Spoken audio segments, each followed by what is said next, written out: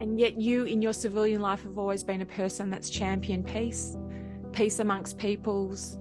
You're the CEO of an NGO that is trying to bring young people together across the Middle East, certainly not just Jews, people of every background, every religious background. How do you calibrate any of this in your mind?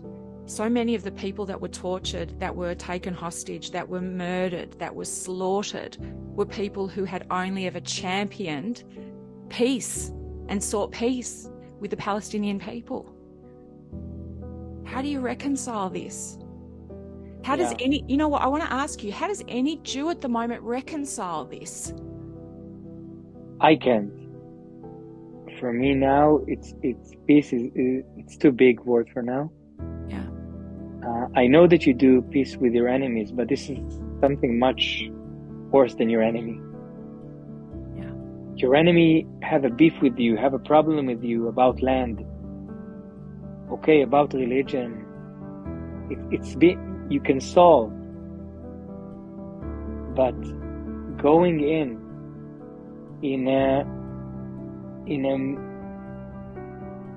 hyper, almost drugged up situation and killing as many people as you can, the most brutal ways that you can imagine,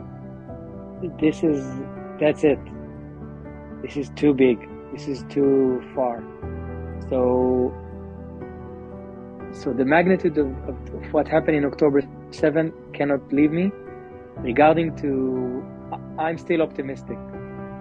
And what my NGO is trying to do is to bring legitimation for Israel to continue our rightful action against Hamas.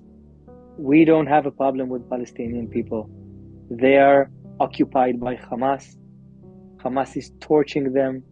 Hamas is in charge of the poverty, of the of making Gaza being such a failing place, one of the most failure places in the world. This is Hamas.